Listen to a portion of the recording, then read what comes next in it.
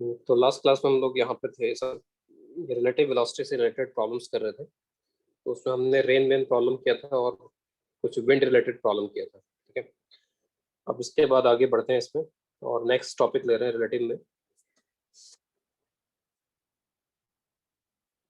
तो next topic is velocity of approach and separation.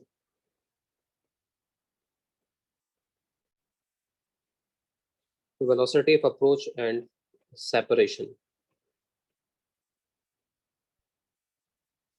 तो ऐसे नाम से क्लियर हो रहा है कि यहाँ पर ये अप्रोच यानी कि डिस्टेंस कम होने से रिलेटेड है अप्रोच, और जो सेपरेशन वर्ड है वो सेपरेशन बढ़ने से, गैप बढ़ने से रिलेटेड है। ठीक है, तो पहले इनको हम डिफाइन कर लेते हैं और इनको मैथमेटिकली हम किस तरीके से कैलकुलेट करते हैं वो देखते हैं। तो यहाँ पर इनकी डेफिनेशन सिंपल है। ठीक है, डेफिनेशन इज वेरी सिंपल कि it is the rate at which gap, ठीक है, गैप कह लो या सेपरेशन कह लो, गैप बिटवीन टू पॉइंट्स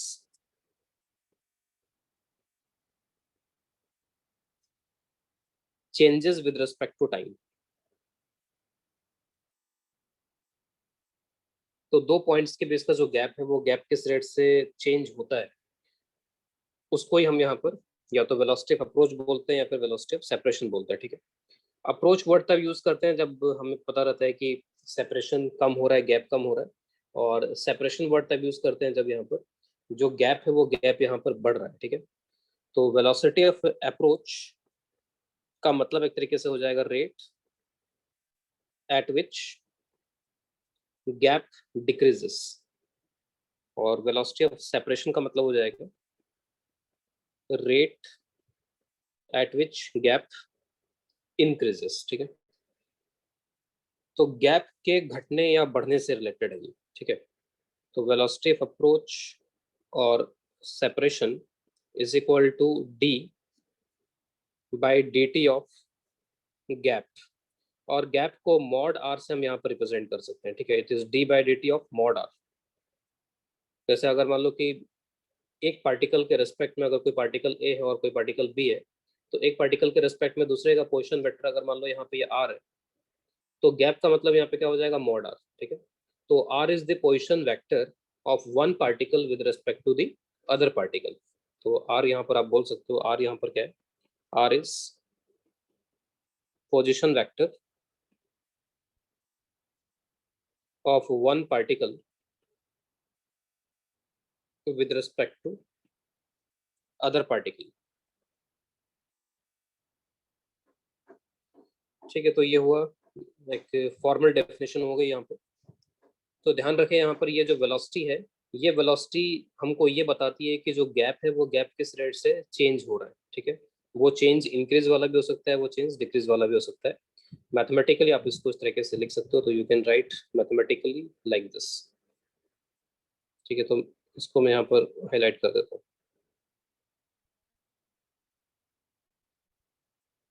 तो मैथमेटिकली ये इसके बराबर है, लेकिन अभी इससे हम कैलकुलेट नहीं कर पाएंगे। कैलकुलेट करने में ये इतना कन्वीनियंट नहीं है कि हम मॉड आर निकालें उसका डिफरेंशिएशन करते फिर। ठीक है, तो ये कैलकुलेट करने के हिसाब से यहाँ पे कन्वीनियंट नहीं है।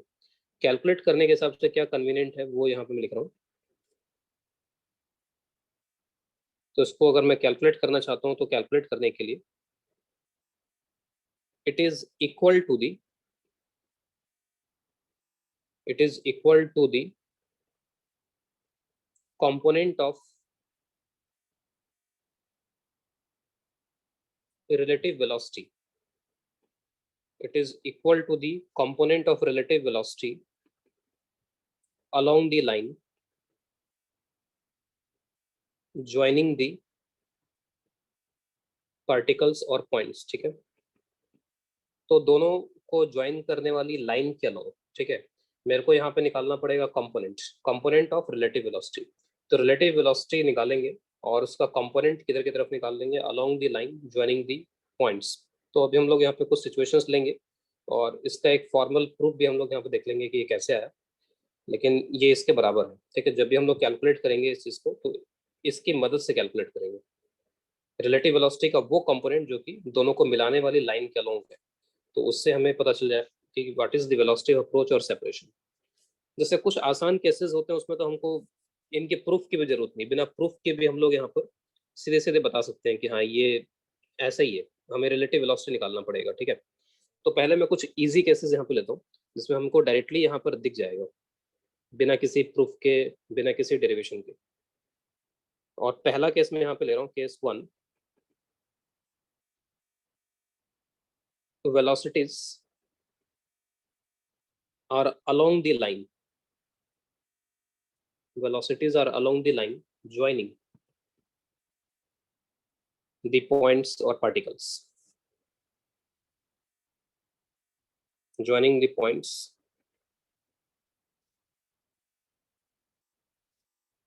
ठीक है। यहां तक किसी को अगर कुछ पूछना है तो बता दो, यहां तक कोई दिक्कत है किसी को? नहीं है, ठीक है। तो अब पहला केस यहाँ पे ले रहे हैं, और इस पहले केस में मैं यहाँ पर वेलोसिटीज ले रहा हूँ along the line joining the points, ठीक है। वेलोसिटीज कुछ इस तरीके से दी हुई है कि वो दोनों को मिलाने वाली लाइन के अलोंग ही है। अगर वो दोनों को मिलाने वाली लाइन के अलोंग है तो हमें कंपोनेंट में जाने की जरूरत नहीं पड़ेगी, ठीक है। तो अभी जो मैंने पहला केस दिया उसमें there is no need of component. एक तरीके से 1D टाइप की सिचुएशन मान के चलो कि 1D टाइप की सिचुएशन है। तो कुछ एक डायग्राम्स अगर मैं बनाऊँ तो डायग्राम्स में जैसे मान लो कि, सॉरी, यहाँ पर ये दो पार्टिकल्स हैं सपोज, इस लाइन के ऊपर मूव कर रहे हैं। मान लो कि यहाँ पर ये लेट्स से ये ए है और ये बी है। ए की velocity suppose this is in this direction, इसको वी ए बोल दिया, और बी की वेलोसिटी सपोज यहाँ पर इसको वी बी बोल दिया। तो बताओ इनके बीच में गैप क्या हो रहा है, इंक्रीज हो रहा है कि डिक्रीज हो रहा है, gap between A and B? Velocity के मैग्नीट्यूड पे डिपेंड करता है। ठीक है, वेलोसिटी के मैग्नीट्यूड पे डिपेंड करेगा। दोनों सेम डायरेक्शन में इनका मूवमेंट हो रहा है यहाँ पे, ठीक है। एक एक ही जो वेलोसिटी का डायरेक्शन है वो गैप बढ़ाना चाहता है, ठीक है। जो वी ए है वो वी ए की टेंडेंसी क्या है, it it is it is it tends to increase the gap. और जो बी की वेलोसिटी है वो तो बी एक तरीके से पीछे है और पीछा कर रहा है ए का, ठीक है। तो ये जो वेलोसिटी वी बी है वो गैप घटाना चाह रहा है, ठीक है।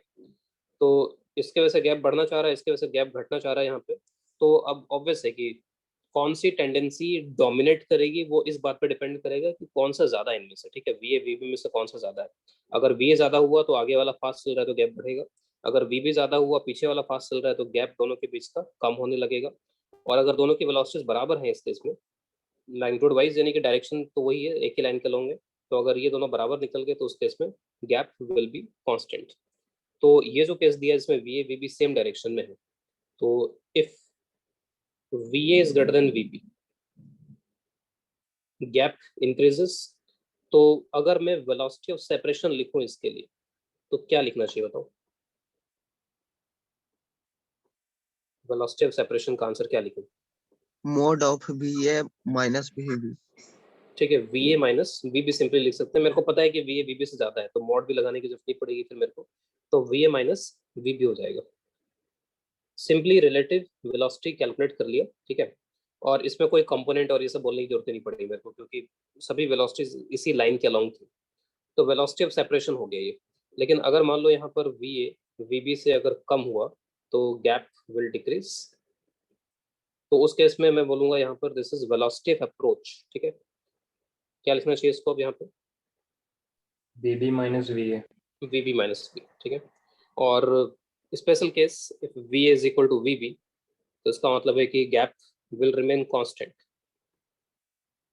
टाइम के साथ में गैप में कोई चेंज नहीं होगा। और उस केस में वेलोसिटी अप्रोच सेपरेशन सब कुछ यहाँ पे क्या हो जाएगा, zero. There is no approach और सेपरेशन, तो इसका मतलब है गैप कांस्टेंट है। तो ये काफी आसान सा केस है। इसी केस में कुछ और डायरेक्शन बदल बदल करके यहाँ पे एग्जांपल ले सकते हैं। जैसे कुछ इस तरीके से ले लिया, ये दो particles, this is B and this is A. Suppose A की जो वेलोसिटी है वो इस डायरेक्शन में है वी ए, और बी की वेलोसिटी लेट्स से इस डायरेक्शन में है। तो इस केस में क्या हो रहा है, इंक्रीज हो रहा है गैप या डिक्रीज हो रहा है? इंक्रीज। इंक्रीज हो रहा है, साफ साफ दिख रहा है इसमें तो ना।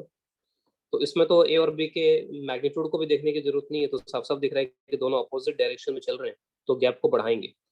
तो यहाँ पर वेलोसिटी ऑफ सेपरेशन है सिंपली यहाँ पे, और ये v A plus v B हो गया, ठीक है। ये ये जो हम लोग वेलोसिटी अप्रोच या सेपरेशन निकालते हैं ना, ये एक वेक्टर क्वांटिटी नहीं है, ठीक है। ये ध्यान रखो कि एक सिंपल हम स्केलर लिख रहे हैं, this is simply a scalar. ये जो v A plus v B यहाँ पर हमने लिख दिया ना, this is simply a scalar, this is not a vector quantity. ये सिर्फ हमको क्या बता रहा है कि जो आपका गैप है ना, वो गैप किस रेट से चेंज हो रहा है, ठीक है। तो एक सिंपल स्केलर वैल्यू हम लोग लिख रहे हैं। मान लो ये 5 मीटर पर सेकंड आ गया, तो इसका मतलब है कि हर एक सेकंड में 5-5 मीटर का जो गैप है वो गैप बढ़ता जा रहा है। अभी गैप अगर 10 मीटर है तो 1 मिनट के बाद में 15, 1 सेकंड के बाद 15 मीटर हो जाएगा, फिर 1 सेकंड के बाद में 20 मीटर हो जाएगा, अगर गैप यूनिफॉर्मली बढ़ रहा है, ठीक है। अगर गैप यूनिफॉर्मली बढ़ रहा है तो ये वेलोसिटी कांस्टेंट होगी, अगर गैप यूनिफॉर्मली नहीं बढ़ रहा है तो ये वेलोसिटी फिर वेरिएबल होगी, ठीक है। तो this is simply a scalar. Vector तो वेलोसिटी होती है, ठीक है, वेक्टर तो वेलोसिटी होती है, बाकी स्पीड और ये सब जो भी हम डिफाइन कर रहे हैं वो जस्ट एक स्केलर सी चीजें हैं ये, ठीक है। इसका कोई डायरेक्शन और ये सब नहीं है, सिर्फ ये क्या बता रहा है यहाँ पर वी ए प्लस वीपी कि इस रेट से गैप बढ़ रहा है, बस, इससे ज्यादा कुछ नहीं, ठीक है। There is no direction attach to it, ठीक है। तो इसी तरीके का और डायग्राम बना करके उसमें भी देख सकते हैं। सपोज ये ए इस तरीके से मूव कर रहा है और ये जो बी है वो इस तरीके से मूव कर रहा है, तो साफ साफ दिख रहा है कि यहाँ पर ये अप्रोच होगा, ठीक है। तो वेलोसिटी ऑफ अप्रोच, और दोनों वेलोसिटीज अप्रोच करवाने के काम में आ रही है, ठीक है। दोनों वेलोसिटी की टेंडेंसी है अप्रोच करवाने की, तो इसका मतलब है कि दोनों का कंट्रीब्यूशन आप प्लस के साथ में यहाँ पे लिख सकते हो, एक जैसा कंट्रीब्यूशन दोनों का, ठीक है। ऊपर वाले में माइनस क्यों आ रहा था यहाँ पे, क्योंकि यहाँ पर दोनों का कंट्रीब्यूशन अलग अलग तरीके का था। ए चाहता था सेपरेशन बढ़ाना और बी चाहता था सेपरेशन कम करना, ठीक है। यहाँ पर दोनों सेपरेशन बढ़ाना चाहते हैं, यहाँ पर दोनों सेपरेशन कम करना चाहते हैं, तो एक जैसा बिहेवियर है, तो दोनों का एक जैसा साइन दिख रहा है, ठीक है। तो ये जो केस है, ये केस आई थिंक क्लियर हो गया होगा यहाँ पे, केस 1। इसमें सिंपली बस या तो वेलोसिटी जुड़ जाएंगी या वेलोसिटी घट जाएंगी, कोई कंपोनेंट की बात यहाँ पर हम नहीं कर रहे इसके अंदर, ठीक है। कंपोनेंट है ही नहीं तो बात क्या करेंगे इसमें। अच्छा बताओ, वेलोसिटी ऑफ सेपरेशन को या वेलोसिटी ऑफ अप्रोच को अगर टाइम से मल्टीप्लाई कर दें, ठीक है, तो टाइम से मल्टीप्लाई करने पे क्या आएगा। अप्रोच या सेपरेशन वेलोसिटी अगर दिया गया है और उसको एक टाइम इंटरवल से मल्टीप्लाई कर दें तो क्या मिलेगा उससे।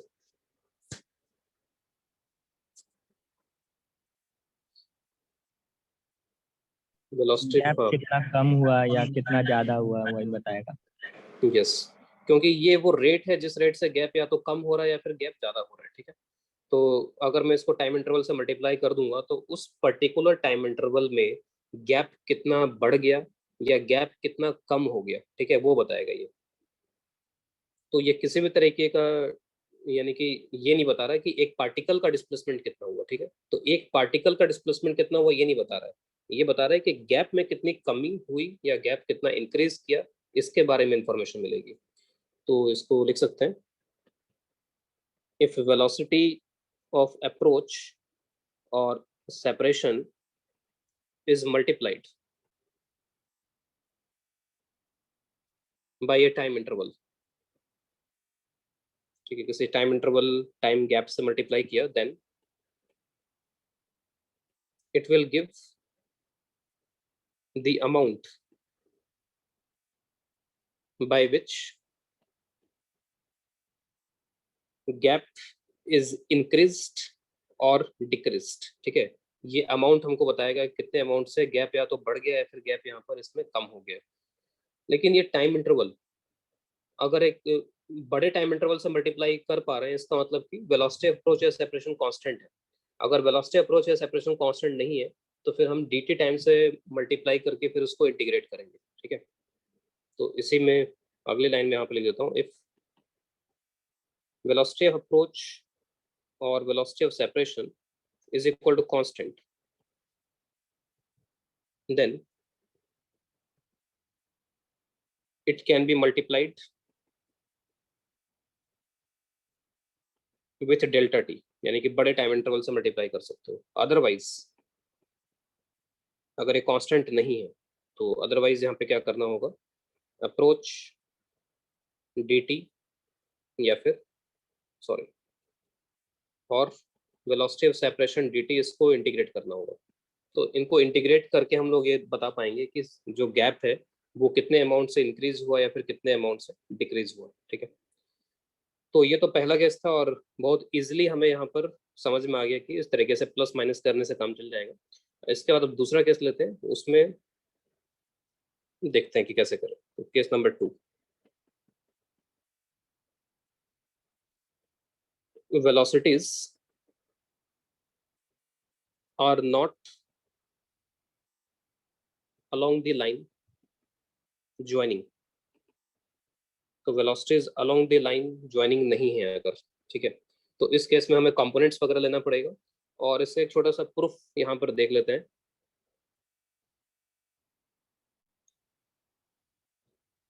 सपोज यहाँ पे ये दो पार्टिकल्स हैं, लेट्स से यहाँ पे ये ए है और यहाँ पर ये बी है। ठीक है, तो एनालिसिस सिंपल रखने के लिए मैं क्या करता हूँ कि जो ए है, ए को मान लेता हूँ कि रेस्ट पर है। तो ए या तो एब्सोल्युटली रेस्ट पर होगा या मैं ए के रेस्पेक्ट में देख रहा हूँ। ठीक है, तो किसी भी तरीके से मान लो कि यहाँ पर जो ए है ना वो रेस्ट पर है, या तो हमने ए को रेस्ट पर रख दिया है, ए के फ्रेम में ऑब्जर्व कर रहे हैं बी को, ठीक है, या फिर ए खुद ही रेस्ट पर है। ठीक है, तो किसी भी तरीके से मान लो ए जो है वो रेस्ट पर है और बी की जो वेलोसिटी है वो बी की वेलोसिटी अब इस लाइन के अलोंग नहीं, ये जो लाइन है इस लाइन के अलोंग नहीं है, बल्कि इस लाइन से it is making some angle. तो मान लो कि यहाँ से ये v v वेलोसिटी इसके और ये थीटा एंगल फॉर्म कर रहा है इस लाइन के साथ में। ठीक है, और जो गैप है इनके बीच का जो गैप है उसको मैं l से रिप्रेजेंट कर रहा हूँ, तो l is the gap between a and b।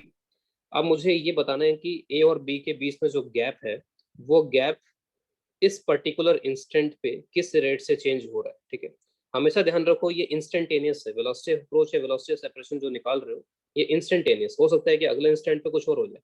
ठीक है, तो इंस्टेंटेनियस की बात होती है हमेशा जब भी हम लिखते हैं, हम बस डायग्राम को देख के लिखते हैं और डायग्राम हमें इंस्टेंटेनियस बता देता है। तो अब मैं क्या करूंगा कि यहाँ पे dt टाइम के बाद देख लूंगा कि जो dt टाइम है, dt टाइम के बाद में जो b है वो कहाँ चला गया। ठीक है, तो जब भी तुम्हें ये देखना हो कि dt टाइम के बाद ये कहाँ गया, तो जो भी वेलोसिटी है उस वेलोसिटी को dt टाइम से मल्टीप्लाई कर दो। ठीक है, क्योंकि dt टाइम में तो वेलोसिटी को हम कांस्टेंट मान ही सकते हैं ना, तो किसी भी वेरिएबल क्वांटिटी को आप dt टाइम के लिए कांस्टेंट अज्यूम कर सकते हो। तो this velocity can be assume to be constant for a dt time interval. ठीक है, तो dt टाइम इंटरवल में जिधर वेलोसिटी है उधर ही आगे बढ़ेगा ही। ठीक है, तो मैं इसका अगला डायग्राम यहाँ बना देता हूँ। तो dt टाइम इंटरवल के बाद में सपोज ये यहाँ कहीं पहुंच गया। ठीक है, इनको ज्वाइन कर लेते हैं और कितना डिस्टेंस मूव कर गया होगा v dt। तो v dt के बराबर डिस्टेंस मूव कर गया, तो बहुत ही छोटा है यहाँ पर ये, लेकिन डायग्राम बनाने के हिसाब से इसको इतना बड़ा दिखाया जा रहा है। अब जो डिस्टेंस है वो डिस्टेंस कितना हो जाएगा, तो जो डिस्टेंस है वो डिस्टेंस अब यहाँ पर ये हो गया। ठीक है, जो डायग्राम हमने बनाया उसमें दिख रहा है कि डिस्टेंस बढ़ गया। ठीक है, तो डिस्टेंस बढ़ गया है, हमारा इंटरेस्ट किसमें है कि कितने अमाउंट से बढ़ गया डिस्टेंस। ठीक है, डिस्टेंस कितने अमाउंट से बढ़ा, तो इसके लिए हम लोग यहाँ पे कुछ इस तरीके का टेक्निक यूज करते हैं। जैसे मान लो ये ए की लोकेशन है, ये बी और ये बी की बाद वाली लोकेशन है, बी डैश बोल देते हैं इसको। ठीक है, और इस तरीके के टेक्निक हम लोग बहुत जगह पे यूज करते हैं, मैथमेटिकल टेक्निक। इसमें हम लोग क्या करते हैं कि ए को मान लो कि सेंटर मान लिया और सेंटर मान करके एक यहाँ पर एक सर्कुलर आर्क ड्रॉ करेंगे। तो ए को सेंटर मान करके एक सर्किल ड्रॉ करेंगे और उस सर्किल की रेडियस जो इनिशियल डिस्टेंस है उसके बराबर ले लेंगे, मान लो एल के बराबर ले लेंगे। तो इस तरीके का एक आर्क बन जाएगा। इस तरीके का एक आर्क ड्रॉ कर देंगे ए को सेंटर मानते हुए और एल को रेडियस लेते हुए, ये आर्क हो गया।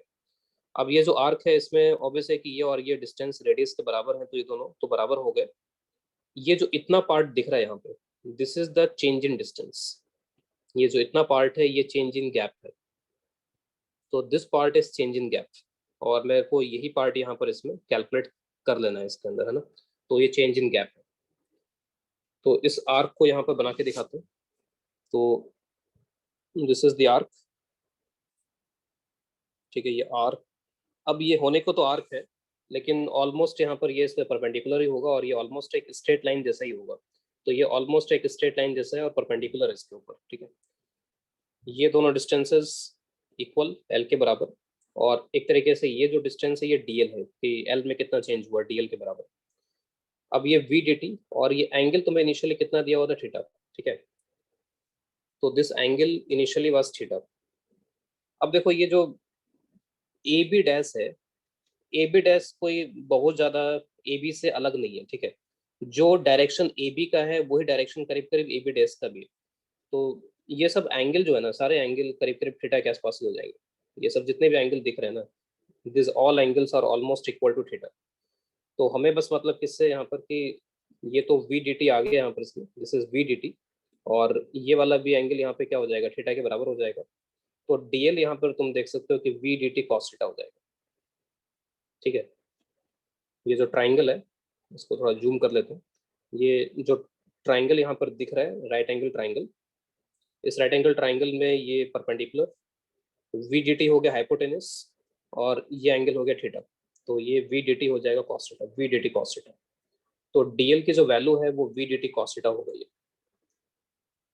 तो d l is v d t cos theta. D l by d t करोगे तो this is v cos theta. और डीएल बाई डी टी क्या है, एक तरीके से वेलोसिटी ऑफ सेपरेशन, यहाँ पे सेपरेशन बोल देते हैं इसको क्योंकि इंक्रीज करता हुआ दिख रहा है मेरे को। तो this is velocity of separation, लेकिन ये velocity of separation v cos theta के बराबर है। And what is v cos theta? V cos theta velocity का वो कंपोनेंट है जो कि इस लाइन के अलोंग था, परपेंडिकुलर कंपोनेंट यहाँ पर क्या हो जाएगा, वी साइन थीटा। तो वी साइन थीटा का कोई कंट्रीब्यूशन नहीं है डिस्टेंस को चेंज करने में, डिस्टेंस को चेंज करने में सिर्फ वी कॉस थीटा का कंट्रीब्यूशन है जो कि इस लाइन के अलोंग है, ठीक है। तो this is velocity of separation and this is equal to the component of relative velocity along the line joining, along the line joining, ठीक है। इसमें अगर किसी को कोई कंफ्यूजन बता दो, फिर इसके बाद आगे बढ़ेंगे। तो हमने सीख लिया कि कैसे इसको इसका प्रूफ किया गया है, लेकिन अल्टीमेटली तुम्हें क्वेश्चंस में इसे अप्लाई करना आना चाहिए, ठीक है। Component of relative velocity along the line joining. कोई कंफ्यूजन है किसी को, एनी कंफ्यूजन?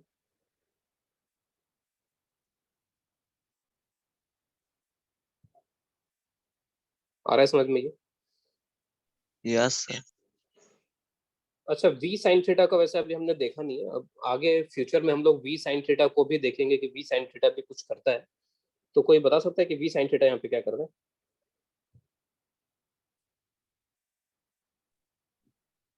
वो डायरेक्शन चेंज करता है। ये डायरेक्शन चेंज करता है।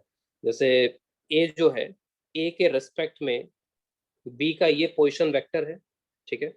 This is position vector of B with respect to A, और इस पोजीशन वेक्टर की लेंथ को चेंज करने का काम, इस पोजीशन वेक्टर की जो लेंथ है ना, उस लेंथ को चेंज करने का काम ये करता है, ठीक है, वी कॉस थीटा।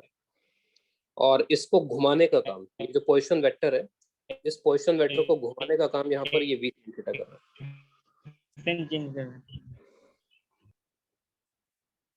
ठीक है। तो वी साइन थीटा यहाँ पर इस पोजीशन वेक्टर को घुमाने का काम कर रहा है, रोटेशन का काम कर रहा है। तो फिलहाल के लिए मैं लिख देता हूँ इसको, लेकिन अभी हमारा कंसर्न नहीं है ये, ठीक है।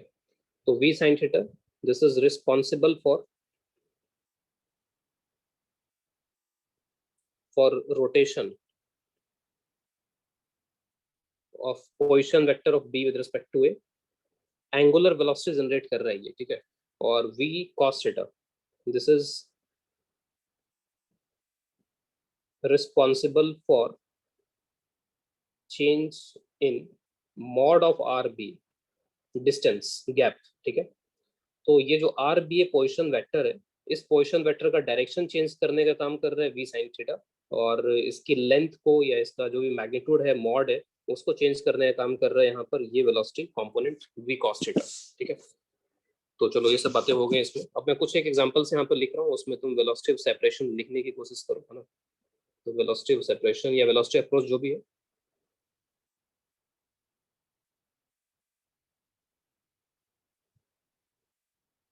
सपोज यहाँ पर ये दो पार्टिकल्स इस तरीके से हैं, ये ए और ये बी, और ये एंगल वगैरह दे दिया गया, सपोज ये एंगल लेट से दे दिया थीटा, और ये एंगल दे दिया गया फाई।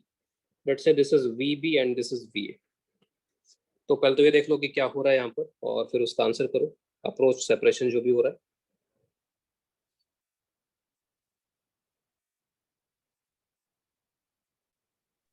सेपरेशन हो रहा है VA cos theta plus VB cos phi से। यस, तो इसमें तुम कंपोनेंट्स कर लोगे और अभी हमें कंपोनेंट्स बस इस लाइन के अलोंग जो कंपोनेंट्स है उनसे ही मतलब है सिर्फ, है ना, बस, और बाकी कंपोनेंट्स से मतलब नहीं है। तो इस लाइन के अलोंग जो कंपोनेंट्स हैं बस उनको देख लेंगे। तो लाइन के अलोंग कंपोनेंट्स अगर करते हैं तो ये हो जाएगा वी बी कॉस फाइव। एक बार कंपोनेंट कर लिया ना, तो कंपोनेंट करने के बाद में ये केस नंबर 1 ही बन गया फिर, ठीक है। तो after doing the component it is equivalent to case number 1, उसी की तरह हमको लिखना है सर, ये वी ए कॉस थीटा। अब देखो इसमें कई लोग कंफ्यूजन होता है कि बाद में ये तो यहाँ कहीं चला जाएगा, ये कुछ यहाँ कहीं आ जाएगा, फिर कुछ ऐसे हो जाएगा ये, ठीक है। तो हम बाद की टेंशन नहीं ले रहे हैं कि बाद में क्या हो रहा है, हम इंस्टेंटेनियस लिख रहे हैं, ठीक है। जो भी हम सेपरेशन या अप्रोच लिख रहे हैं वो समय के साथ साथ चेंज हो सकता है। तो we are just writing instantaneous कि इस पर्टिकुलर इंस्टेंट पे क्या, ठीक है। तो ये हो जाएगा v A cos theta plus v B cos five, ठीक है। तो साफ साफ देखिए कि इसमें अगर केस नंबर 1 के हिसाब से देखा जाए, बाकी को कुछ नहीं देखे हम यहाँ पर, तो दोनों वेलोसिटीज एक इधर और एक इधर, दोनों अपोजिट डायरेक्शन में एक दूसरे से दूर, ठीक है। एक और एग्जांपल लेते हैं। सपोज इसकी वेलोसिटी तो इस तरीके से है यहाँ पर और इसकी वेलोसिटी कुछ इस तरीके से है, ये वी ए और ये वी बी, और वही एंगल दिया हुआ है फाई एंड थीटा। इसके लिए बताओ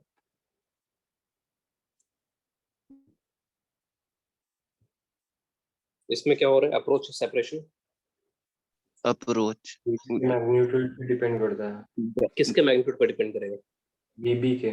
VB ये cos फाई और वीवी cos वीए cos थीटा। थीटा और फाई पे डिपेंड करेगा कि नहीं करेगा। हाँ सर। करेगा। यस सर करेगा। थीटा और फाइव पे भी डिपेंड करेगा क्योंकि कंपोनेंट्स लेना है हमको यहाँ पर इसमें ना, तो थीटा और फाइव पे भी डिपेंड करेगा यहाँ पे। तो इसमें वेलोसिटी ऑफ अप्रोच या सेपरेशन जो भी होगा, मुझे पता नहीं कि यहाँ पर क्या होगा, लेकिन अगर मान लो कि मैं वेलोसिटी ऑफ सेपरेशन लिखना चाहता हूँ, ठीक है। कई बार क्या होता है कि हमें पता नहीं होता कि इनके मैग्नीट्यूड्स क्या हैं क्या नहीं है, ठीक है। और सिंपली हमसे ये बोल दिया गया कि अब तो ये लिख दो, वेलोसिटी ऑफ सेपरेशन का आंसर लिख दो, तो क्या लिखोगे फिर, Mod VB में cos लिख phi minus VB cos theta. V B cos five minus v A cos theta. अगर तुम सेपरेशन लिख रहे हो, ठीक है, तो तुम ये अज्यूम करके लिखो कि ये ज्यादा होगा और ये कम होगा। मान लो कि बाद में डेटा मिला और डेटा में अगर ये नेगेटिव आ गया, तुमने सेपरेशन लिखा और सेपरेशन नेगेटिव आ गया, ठीक है, तो इसका मतलब सेपरेशन नहीं हो रहा था बल्कि अप्रोच हो रहा था, ठीक है। सिंपल सी बात है। तो अगर तुमने सेपरेशन के हिसाब से एक्सप्रेशन लिखा है और वो एक्सप्रेशन यहाँ पर अगर पॉजिटिव आ गया तो इसका मतलब सेपरेशन हो रहा है, अदरवाइज अप्रोच हो रहा है। कई बार क्या होता है कि हम लोग को कुछ डिफरेंशियल इक्वेशन बनाना पड़ता है, जैसे मान लो कि ये सेपरेशन मान लो एल दिखा दिया, अब उसके बाद में हमें डिफरेंशियल इक्वेशन बनाना है, डीएल अपॉन डी टी वगैरह लिखना है, ठीक है। कई बार हमें इस तरह की इक्वेशन लिखनी पड़ सकती है। तो उस केस में हम लोग क्या करते हैं, एक टेक्निक लगा लेते हैं यहाँ पे कि जो वेलोसिटी सेपरेशन बढ़ा रही है उसके लिए पॉजिटिव लिख लेते हैं, और जो वेलोसिटी यहाँ पे सेपरेशन घटा रही है उसके लिए नेगेटिव लिख लेते हैं, ठीक है। तो अगर मेरे को डीएल अपॉन डी टी का एक्सप्रेशन लिखने के लिए दिया जाए इसमें, तो मैं यहाँ पर इसको इस तरीके से लिख लूंगा कि ये जो वी बी कॉस फाई है ये सेपरेशन बढ़ाने के लिए रिस्पॉन्सिबल है, वी बी कॉस फाई, और ये जो वी ए कॉस थीटा है ये सेपरेशन घटाने के लिए रिस्पॉन्सिबल है। तो डीएल अपॉन डी टी अगर मैं लिखूंगा तो इस तरीके से लिख लूंगा v B cos phi minus v A cos theta, ठीक है। तो यहाँ पर प्लस इफ रिस्पॉन्सिबल या if tendency is to increase the separation, negative if tendency is to decrease the separation, ठीक है। तो कई बार ऐसे डीएल अपॉन डी लिखना है तो ऐसे लिख सकते हैं, है ना, कि कौन सेपरेशन बढ़ा रहा है घटा रहा है उसके हिसाब से प्लस या माइनस डिसाइड कर लिया। तो हमें वेलोसिटी ऑफ अप्रोच या सेपरेशन लिखना आ गया, समझ में आ गया किस तरीके से लिखते हैं, ठीक है। यहाँ से तुम इस चीज का भी आंसर कर सकते हो कि अगर मान लो कि एक पार्टिकल सर्कुलर मोशन करता है, सपोज एक पार्टिकल जो कि सर्कुलर मोशन कर रहा है suppose this is the particle, ठीक है। तो ये जो पार्टिकल है, इस पार्टिकल के सर्कुलर मोशन में इसका सेंटर से डिस्टेंस चेंज नहीं होता है, ठीक है। पार्टिकल का सेंटर से जो भी ये गैप है वो रेडियस के बराबर रहता है हमेशा। तो इसको कैसे एक्सप्लेन करें कि ये डिस्टेंस कांस्टेंट क्यों है?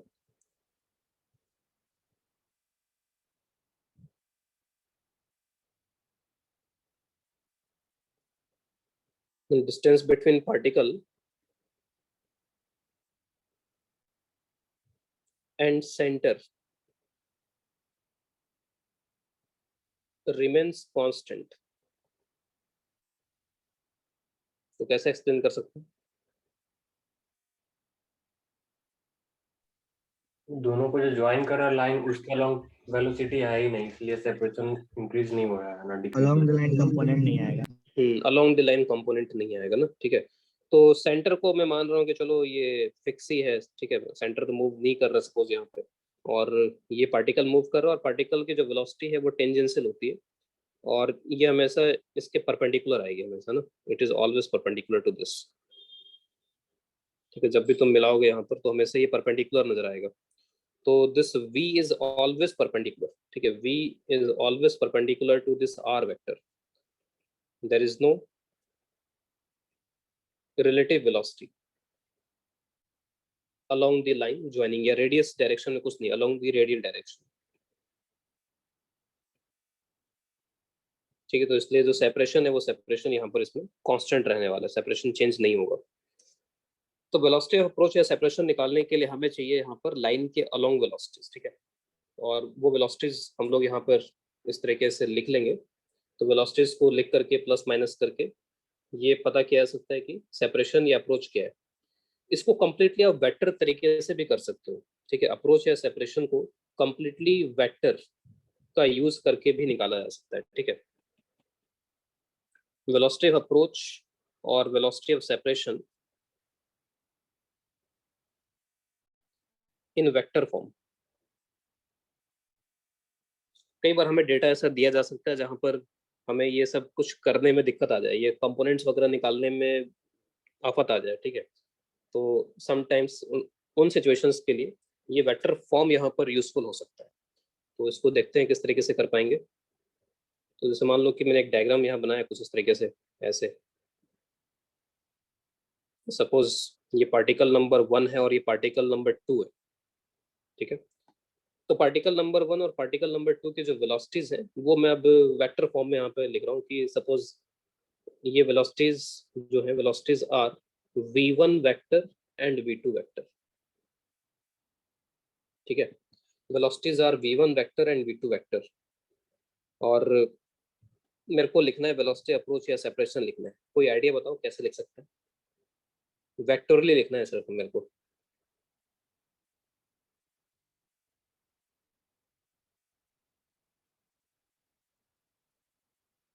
ये रैंडमली किसी भी डायरेक्शन में हो सकता है, मेरे को यहाँ पे डायग्राम में मैं उनको शो नहीं कर रहा हूँ, कुछ भी हो सकता है ये। मेरे को v1 वेक्टर और v2 वेक्टर पता है, पोजीशन वेक्टर्स भी पता है कि 1 का पोजीशन वेक्टर किधर है, 2 का पोजीशन वेक्टर वगैरह ही पता है मेरे को। तो मैं कैसे वेलोसिटी अप्रोच या सेपरेशन लिख सकता हूँ उस वेक्टर्स का यूज करके? सपोज मेरे को r1 r2 भी पता है।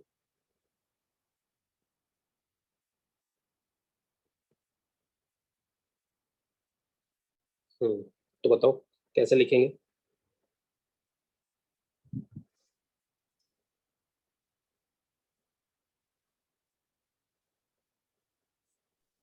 v1 dot v2 upon v1 mod of v1 v2 v1 dot v2 ये बोल रहे हो? yes sir v1 dot v2 upon mod of v1 mod of v2 तो इससे तो क्या आएगा, इससे तो v1 और v2 के बीच का एंगल आएगा इससे तो। इससे तो cos थीटा आता है। उल्टा है। अगर ऐसा करोगे तो v1 और v2 के बीच में एंगल तो आएगा सिर्फ, और क्या आएगा? v1 dot v2 upon mod of v1 किसी एक देखो का mod v1 डॉट v2 करके नहीं मिल पाएगा कुछ भी। देखो ये अप्रोच या सेपरेशन आता कैसे है? तो अप्रोच या सेपरेशन आता है कंपोनेंट ऑफ रिलेटिव वेलोसिटी, ठीक है, रिलेटिव वेलोसिटी का कंपोनेंट किसके along, along line joining them, ठीक है, ये तो है अलोंग लाइन ज्वाइनिंग देम। तो जैसे एक वेक्टर का किसी दूसरे वेक्टर के अलोंग कंपोनेंट्स निकालना जानते हैं ना हम लोग, तो कि एक वेक्टर अगर मान लो ए है, इस ए का मेरे को अगर बी के अलोंग कंपोनेंट निकालना है तो क्या करते हैं? अगर ए का बी के अलोंग कंपोनेंट निकालना है तो क्या लिखते हैं?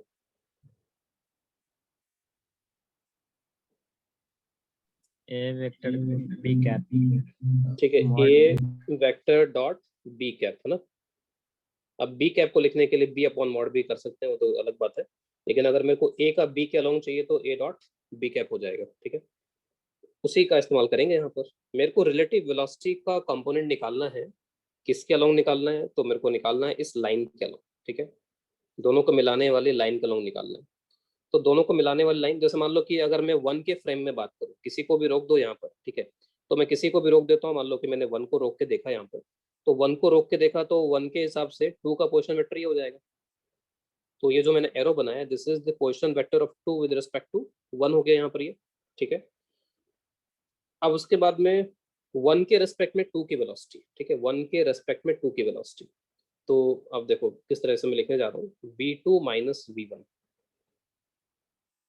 ठीक है, ये तो हो गया रिलेटिव वेलोसिटी वन के रेस्पेक्ट में टू का, डॉट r21 कैप हो जाएगा इस तरीके से। अब ये करेक्ट है?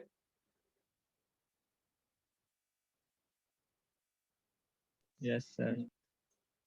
तो रिलेटिव वेलोसिटी का कंपोनेंट अलोंग दिस। अब r21 को लिखने के लिए तुम r2 माइनस r1 और जो भी लिखना है वो लिख सकते हो, ठीक है। r21 can be written as r2 vector minus r1 vector, और अगर मैं इसका कैप लेना चाहता हूँ तो इसके मॉड से डिवाइड करना पड़ेगा, फिर r2 माइन। अब एक्सप्रेशन को तुम कॉम्प्लिकेटेड दिखा सकते हो बनाकर, क्या है ना, सिंपल एक्सप्रेशन बस यही है कि ये रिलेटिव वेलोसिटी निकाल लिया, उसका यहाँ पर ये डॉट इसके साथ में ले लिया। अब देखो ये जो वेक्टर है ना, ये वाला जो वेक्टर है, तो ये वाला वेक्टर अगर समय के साथ साथ इंक्रीज हो रहा है, ठीक है, अगर वन रेस्ट पर है और वन देखता है कि टू इधर की तरफ जा रहा है, तो इसका मतलब ये वाला जो वेक्टर है, इस वेक्टर की लेंथ समय के साथ साथ बढ़ती जा रही है, ठीक है। तो ये चीज अगर पॉजिटिव आ गई, ये डॉट निकाला तुमने और ये डॉट अगर पॉजिटिव आ गया, तो ये डॉट पॉजिटिव आने का मतलब यहाँ पर ये है कि सेपरेशन बढ़ रहा है। ये डॉट अगर नेगेटिव आ गया, इसका मतलब सेपरेशन घट रहा है, ठीक है। तो इस तरीके से तुम यहाँ पर ये निकाल सकते हो। तो सिंपली यहाँ पर मैं इसको लिख देता हूँ, this is dr21 by d T, ठीक है। चलो, और मैंने यहाँ पर इसको मैथमेटिकली लिख दिया इसको, है ना। तो ये मैथमेटिकल तरीके से यहाँ पर तुम इसको लिख सकते हो कंप्लीटली।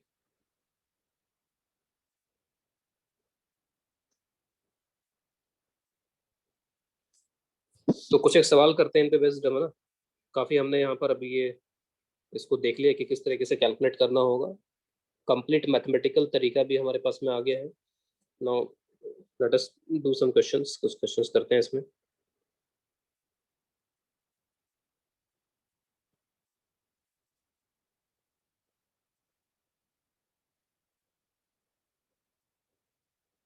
ठीक है, सपोज यहाँ पर ये दिया हुआ है इस तरीके से, और एक पार्टिकल है जो कि अभी यहाँ पर है, और इसके जो कोऑर्डिनेट्स हैं, ये कोऑर्डिनेट्स हैं 4,3। तो 4,3 ये कोऑर्डिनेट है, और ये पार्टिकल जो है इधर मूव कर रहा है, in this direction it is moving. Suppose 6 metre पर सेकेंड से मूव कर रहा है, ठीक है। और एक पार्टिकल है जो कि यहाँ पर है ओरिजिन पे, सपोज ये ए है, और ये ए मूव कर रहा है इन दिस डायरेक्शन, सपोज ये 1 मीटर पर सेकेंड से मूव कर रहा है, और इस पार्टिकल को नाम देते हैं ये बी है। तो find velocity of approach separation, जो भी तुम्हें नजर आता है वो निकाल दो।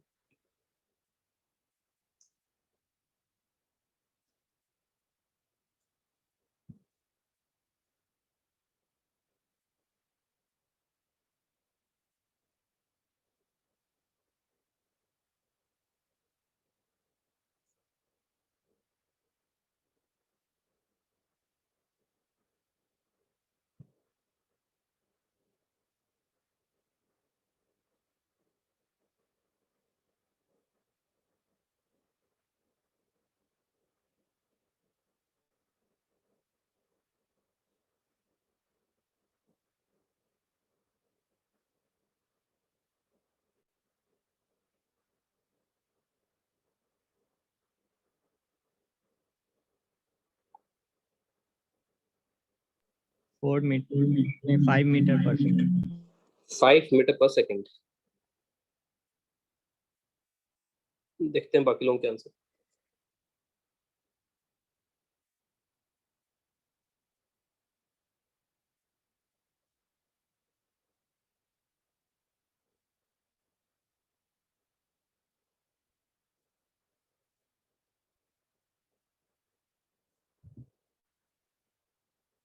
फोर आई कैप प्लस 3 जे कैप। नहीं देखो, velocity approach separation vector quantity नहीं होती है, तो कैसे आंसर कर रहे हो इस तरीके से? वेलोसिटी अप्रोच या सेपरेशन, वेलोसिटी अप्रोच या separation is not a vector quantity. ये तो एक वैल्यू आएगी, 4 5 2 4 2 भी आना है वो आएगा यहाँ पे, है ना? 20 कितना आ रहा है? 20 आ रहा है। सर वेलोसिटी ऑफ सेपरेशन 4 हो जाएगा। 4 आ रहा है। 4 आ रहा है सर। अच्छा चलो देख लेते हैं, है ना? कर लिया सबने तो 7 है 7। कितना 7 हो ये सबके अलग अलग आंसर सर कैसे 4 हैं? आएगा 5 गलती से आ गया। चलो देख लेते हैं। तो ठीक है, सबने अटेम्प्ट कर लिया होगा। तो अब इसको देखते हैं। सबसे पहले तो क्या करो कि इन दोनों को ज्वाइन कर लो ना। तो ए और बी को ज्वाइन किया, तो सबसे पहले इनको ज्वाइन कर लिया और उनके वेलोसिटी के कंपोनेंट्स निकाल लेते हैं, ठीक है? तो वेलोसिटी के कंपोनेंट्स निकालोगे तो ये एंगल तुम्हें दिख जाएगा कि 37 डिग्री बन रहा है। ये एंगल दिख गया सभी को ये? Yes sir. ठीक है, 3/4 बनेगा तो 37 हो गया। तो ये हो गया 6 cos 37 इसका कंपोनेंट, और ये 1 है, 1 का कंपोनेंट हो जाएगा 1 cos 37। तो आंसर लिख लेते हैं इसका। तो ये माइनस करना पड़ेगा दोनों को। अब दिख रहा है सब सबकी सेपरेशन होगा। तो separation is 6 cos 37 minus 1 cos 37। तो अलग अलग cos 37 रखने के बजाय ज़्यादा अच्छा यहाँ पर है कि 6 - 1 कर लो। 6 - 1 cos 37, तो 5 × 4/5। ठीक है, तो आंसर हो जाएगा 4 मीटर पर सेकेंड। ये सेपरेशन है ना? और तुम अगर इसका यूज करना चाहो, ये जो एक्सप्रेशन दिया हुआ है इसका भी यूज कर सकते हो। जैसे मान लो कि ये वी बी, तो वी बी हो जाएगा 6 आई कैप, वी ए ये हो गया सिंपली आई कैप, और जो पोजिशन वेक्टर है आर बी ए कैप अगर करना है तो इधर की तरफ होगा। यहाँ पर ये ऐसा एरो बनेगा इसका। कितना हो जाएगा? 4 I cap plus 3 J cap divided by 5। Dot ले लो इनका, तो 6 I cap minus I cap dot this.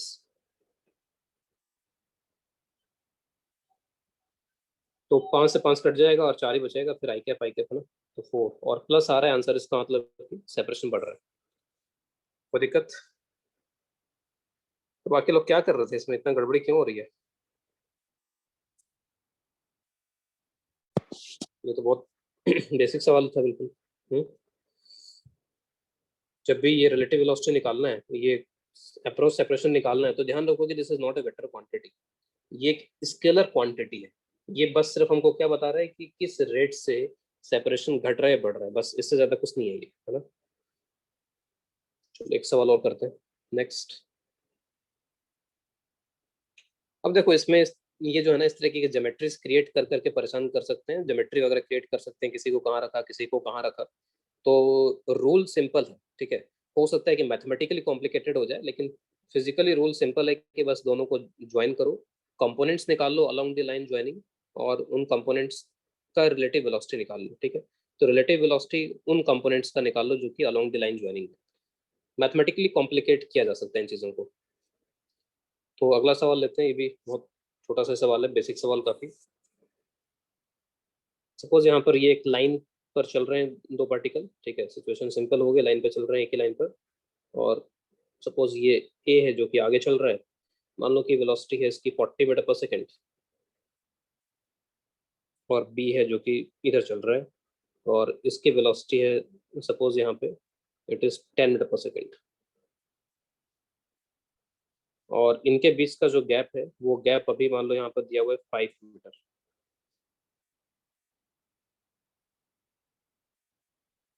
Find the gap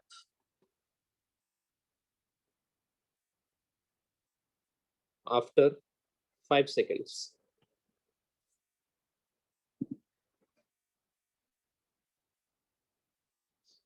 155 metre. 155। ठीक है, बाकी लोगों का आ रहा है यही। Yes sir.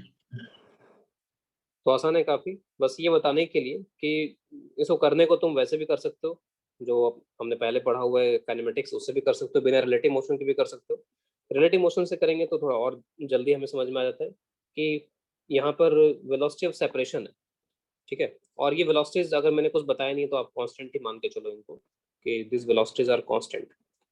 तो velocity of separation is 40 minus 10, 30। और सेपरेशन हम वेलोसिटी हमको क्या बताता है कि हर एक एक सेकंड में जो भी गैप है वो किस रेट से बढ़ रहा है, घट रहा है, क्या हो रहा है। तो सेपरेशन में बढ़ रहा होगा, 5 सेकंड में गैप कितने अमाउंट से बढ़ जाएगा। ठीक है, तो गैप, चेंज इन गैप, और ये बढ़ने वाला चेंज है, तो change in gap is equal to 30 × 5। क्योंकि ये कांस्टेंट था इसलिए हम यहाँ पर एक बड़े टाइम इंटरवल से इसको मल्टीप्लाई कर पाए और ये 150 आ गया। तो 150 के अमाउंट से बढ़ा है, लेकिन अगर मेरे को गैप बताना है, गैप पूछा गया है, तो मेरे को इनिशियल गैप भी देखना पड़ेगा कि वो कितना था। ठीक है, तो गैप में चेंज है और गैप फाइनली यहाँ पर कितना हो जाएगा, तो 5 + 150, तो दिस विल बी 155। ठीक है, तो ऐसे कर सकते हैं इसको। तो आगे बढ़ते हैं इसमें।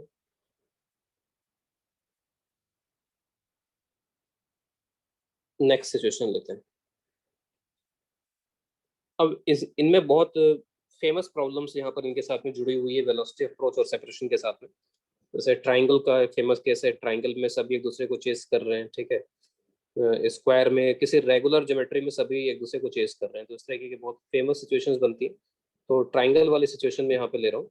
ठीक है, ट्राइंगल में 3 है वर्टेक्स पर और पार्टिकल्स तीनों एक दूसरे को चेस कर रहे हैं, तो ट्राइंगल चेसिंग का सवाल ले रहा है।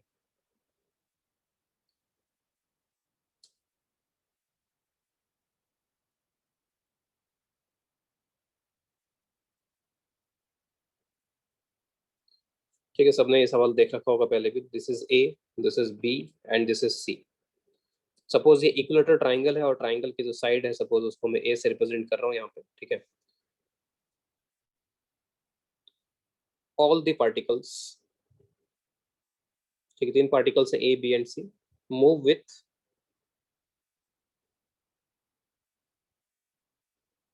Constant speed is equal to v such that a always chases b। जब ये लिखा हुआ है कि a always chases b, इसका मतलब है कि a का जो वेलोसिटी वेक्टर है वो हमेशा b की तरफ है। ठीक है, it is always towards b। Velocity of a is directed towards b always। ठीक है, हमेशा ये b की तरफ डायरेक्टेड है। In the similar manner b जो है वो c को चेस कर रहा है, c जो है वो a को चेस कर रहा है। तो एक तो इसमें ये है यहाँ पे कि find time after which they meet.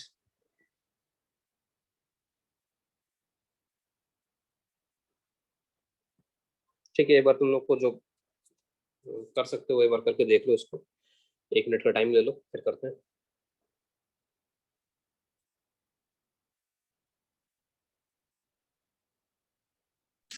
2a/3v।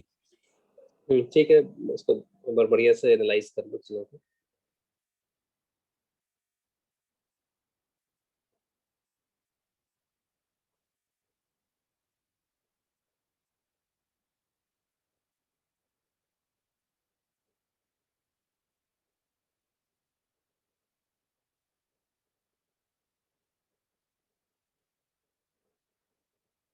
Three we by two है यार।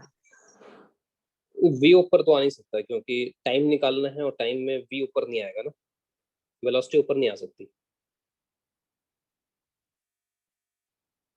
डिस्टेंस वाला फैक्टर ऊपर आना चाहिए और वेलोसिटी वाला फैक्टर नीचे आना चाहिए ना। Sorry, 2a/3v sir. हम्म। ठीक है, तो सभी लोग थोड़ा इससे परिचित हैं तो मैं इसको अब आगे कर ही देता हूँ। तो इसमें यहाँ पर हमें देखना चाहिए पहले कि किस तरीके से यहाँ पर ये चल रहे होंगे, तो थोड़ा सा इसको एनालाइज करते हैं सिचुएशन को कि हाउ दे आर मूविंग, ठीक है। तो इनिशियल जो वेलोसिटीज हैं उनके डायरेक्शंस को रिप्रेजेंट करते हैं। तो जैसे ए जो है, ए की वेलोसिटी का डायरेक्शन बी की तरफ होगा, बी की वेलोसिटी का डायरेक्शन सी की तरफ होगा, और सी की वेलोसिटी का जो डायरेक्शन है वो ए की तरफ होगा।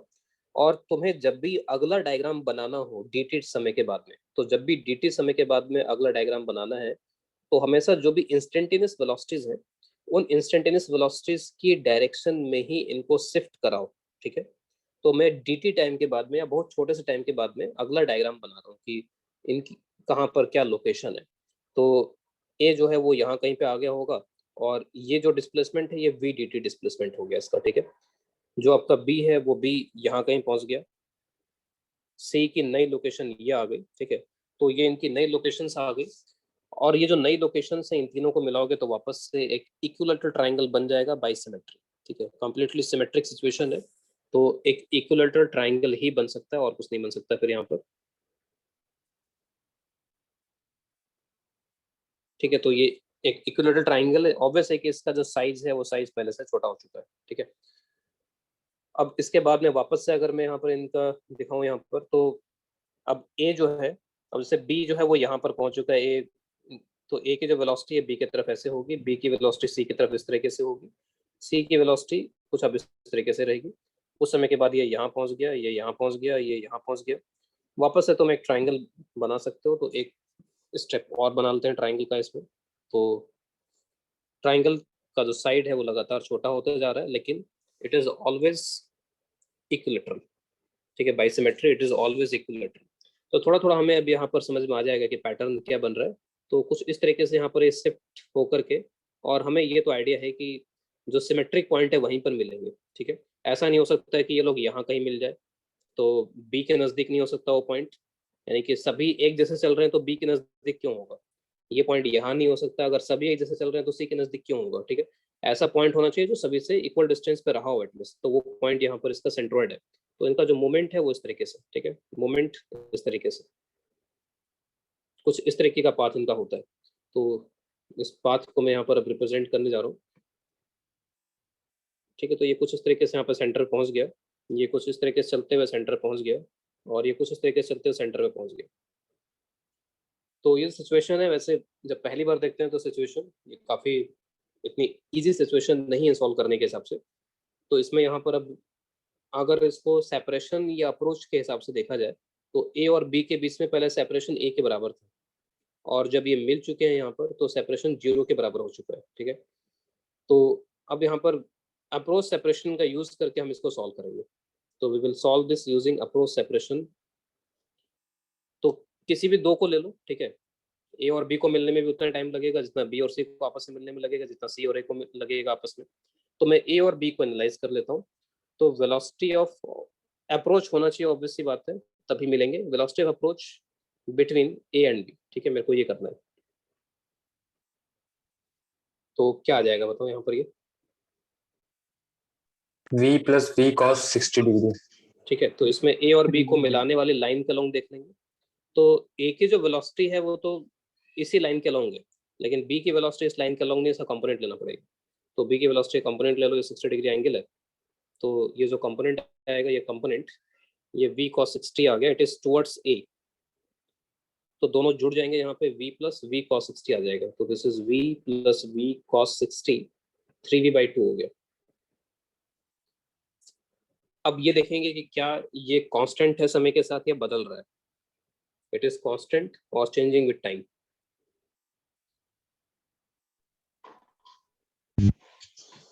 कांस्टेंट है ना ये, yes sir, तो it is constant with time.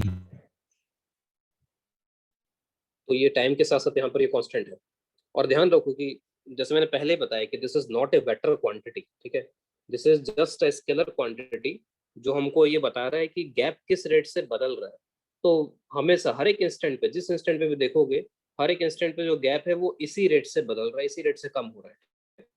तो हमें टोटल कितना गैप, किस अमाउंट से गैप कम करवाना है, हमको ए अमाउंट से गैप कम करवाना है, क्योंकि इनिशियल गैप ए था, ठीक है। तो this approach velocity is constant with time, ठीक है। तो देखो जो एक प्रॉब्लम बड़ी वेक्टर वाली प्रॉब्लम लग रही थी ना, बार बार वेलोसिटी वेक्टर का डायरेक्शन चेंज हो रहा है, ठीक है, वेलोसिटी वेक्टर का डायरेक्शन चेंज होता जा रहा है। अब वो प्रॉब्लम यहाँ पर बहुत सिंपल बन गई है अगर हमने अप्रोच या सेपरेशन का यूज किया, क्योंकि ये वेक्टर नहीं होता है इसलिए सिंपल है, ठीक है। तो दिस इज कांस्टेंट और सीधे सीधे टाइम निकालना है, तो time is equal to change in separation, change in separation divided by velocity of approach. तो बस सिंपली मैग्नीट्यूड्स रखने, तो सेपरेशन में चेंज हुआ a के बराबर और ये 3v/2, तो 2a/3v,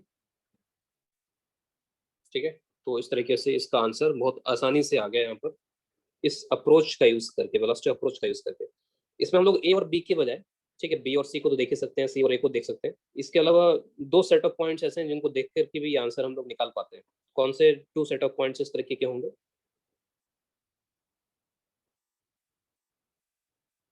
ए और बी के अलावा ए और इसका मीडियन, वो जो सेंट्रोइड है। सेंट्रोइड, क्योंकि ये सेंट्रोइड से पहले कुछ गैप था और ये गैप फाइनली यहाँ पर क्या हो गया, 0 तक पहुंच गया। तो इसके बीच का भी गैप हमको पता है कि इनिशियली कितना था और फाइनली कितना है, ठीक है। तो इसका भी यूज करके यू कैन फाइंड, ठीक है। तो एक तरीके से अप्रोच तो वही है कि हम वेलोसिटी अप्रोच सेपरेशन का यूज कर रहे हैं, लेकिन तरीका थोड़ा सा अलग हो गया, तो इसको मेथड नंबर 1 बोल दिया, इसको मेथड नंबर 2 बोल दिया यहाँ पे। अब हम यहाँ पर एनालाइज कर रहे हैं ए और सेंट्रोइड को, ठीक है। तो ए और सेंट्रोइड को एनालाइज करके निकाल रहे हैं। तो ए एंड सेंट्रोइड, ए के बजाय बी या सी कुछ भी ले सकते थे, तो ए एंड सेंट्रोइड, तो इनके बीच में वेलोसिटी अप्रोच कितना होगा? v cos 30 degree, v cos 30, ठीक है। अगर तुम यहाँ पर दोनों को मिला दो, हमेशा दोनों को मिलाना पड़ेगा जब भी ये सब कैलकुलेट करना है, तो दोनों को अगर मिलाया तो मिलाने के बाद में ये लाइन मिल गई हमको, ठीक है। और ये वाला जो एंगल बनेगा वो हमेशा 30 डिग्री, जब भी तुम्हारा नया ट्राइंगल बन गया तो नए ट्राइंगल के अंदर भी वही चीज़ है, ठीक है, 30 डिग्री, ठीक है, हमेशा सेंट्रोइड वहीं पर रहेगा। तो velocity approach is simply v cos 30, centroid तो मूव नहीं कर रहा है, और ये v√3/2 इस तरीके का आ जाएगा। अब दोनों के बीच में गैप कितना था initially? What is the gap? 2a/3 2a/3, a/√3। a/√3 होता है, इसको ध्यान रखो। इक्विलेटरल ट्राइंगल में वर्टेक्स और सेंट्रोइड के बीच का जो गैप है ये a/√3 होता है। कैलकुलेट करने के बहुत सारे तरीके हो सकते हैं इसको। एक तरीका ये हो सकता है कि ये टोटल ये कैलकुलेट कर लो, ये a है और ये a/2 है, पाइथागोरस लगाओ, √3a/2 आ गया, ठीक है। टोटल डिस्टेंस √3a/2 आ गया इस परपेंडिकुलर की। अब जो सेंट्रोइड होता है वो 2:1 में डिवाइड करता है, तो 2:1 का मतलब है कि 2/3 और ये 1/3, तो ऊपर वाला पार्ट 2/3 होगा, ठीक है। तो 2/3 होगा किसका? √3a/2 का, तो 2/3 करोगे तो a/√3 आ गया। तो सेंटर और वर्टेक्स के बीच का गैप a/√3। या फिर इसमें तुम ऐसे भी कर सकते हो कि जैसे मान लो यहाँ पर ये परपेंडिकुलर ड्रॉप कर दिया यहाँ पर ऐसे, तो ये एक राइट एंगल ट्राइंगल बन रहा है, इस राइट एंगल ट्राइंगल में ये a/2 है, ठीक है, ये a/2 है, और ये निकालना है तो tan 30 डिग्री का यूज़ कर सकते हो। तो tan 30 डिग्री का जब तुम यहाँ पर यूज़ करोगे तो a/2 और tan 30 डिग्री का यूज़ कर लो तो 1, ये अच्छा सॉरी ये निकालना है ना, कॉस का यूज़ करना पड़ेगा, tan का नहीं, ये निकालना है, ये वाली साइड निकालनी है। तो ये कितना हो जाएगा? a/2 अपॉन cos 30, ठीक है, a/2 अपॉन cos 30, तो cos 30 √3/2 हो जाता है, तो 2 कैंसिल होगा और a/√3 बचेगा, ठीक है। तो तुम्हें जैसे सही लगता है उस तरीके से कर लो। तो ये जो डिस्टेंस है, this distance will be a/√3। तो टाइम निकालना है, तो टाइम निकालने के लिए चेंज इन सेपरेशन कितना करवाना पड़ेगा? a/√3। डिस्टेंस वेलोसिटी अप्रोच कितनी है? √3 v/2, तो उससे भी वही आंसर मिलेगा, 2a/3। कोई कंफ्यूजन है, कोई दिक्कत है इसमें किसी को? Any confusion?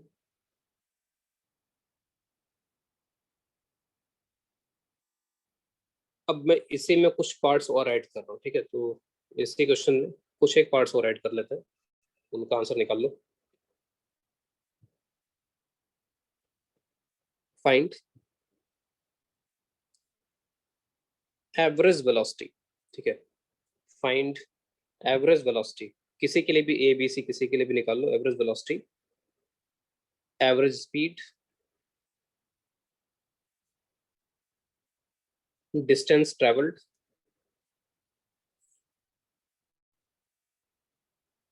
बाई ए, ठीक है। तो किसी के लिए भी ए बी सी जो भी किसी के लिए भी निकाल सकते हैं। तो एवरेज वेलोसिटी निकालना है। एवरेज वेलोसिटी कब तक के लिए, जब तक वो आपस में मिल नहीं जाते हैं, ठीक है, इस पूरे इंटरवल के लिए। तो इस पूरे इंटरवल के लिए average velocity, average speed, distance travelled by A.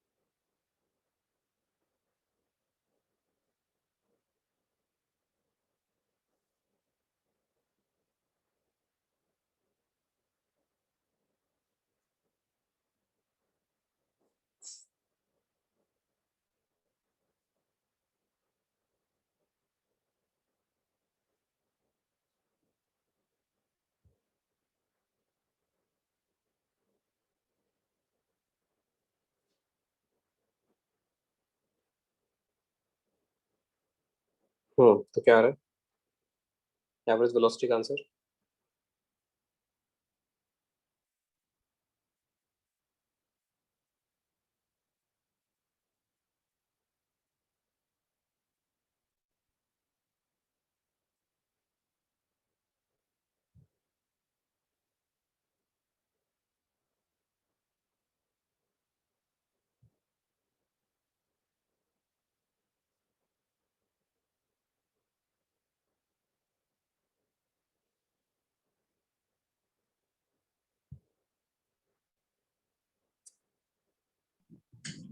√3 v/2।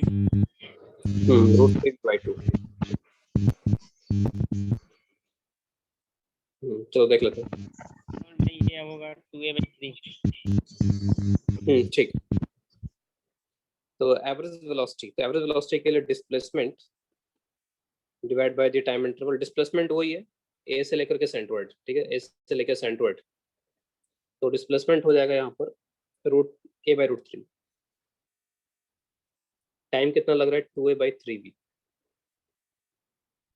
तो ए से ए कैंसिल हो जाएगा, ठीक है, v ऊपर पहुंच जाएगा और √3 पहुंचेगा साथ में, तो √3v/2। तो ये हो गया एवरेज वेलोसिटी। एवरेज स्पीड निकालने की जरूरत है नहीं क्योंकि स्पीड कांस्टेंट है ना, तो ये हमेशा v के बराबर ही रहेगा एज स्पीड इज कांस्टेंट। तो इसके लिए कोई कैलकुलेशन रिक्वायर्ड नहीं है। फिर उसके बाद में डिस्टेंस ट्रेवल्ड निकालना है। तो डिस्टेंस ट्रेवल्ड निकालने के लिए सिंपली स्पीड इनटू टाइम कर देंगे क्योंकि स्पीड कांस्टेंट है। तो स्पीड यहाँ पे है v और टाइम कितना है? 2a/3v। तो आंसर आ जाएगा 2a/3। ठीक है, तो इतना टोटल डिस्टेंस ट्रेवल किया है किसी भी एक पार्टिकल ने। कोई दिक्कत है कहीं पे किसी को इसमें? सारे पार्ट्स क्लियर है? एक पार्ट में और ऐड कर रहा हूँ इसमें। Find the time after which, find the time after which area of triangle, ठीक है, तीनों को मिला के जो ट्रायंगल बन रहा है, is half of the initial. Triangle का जो एरिया है वो हाफ हो जाए इनिशियल का।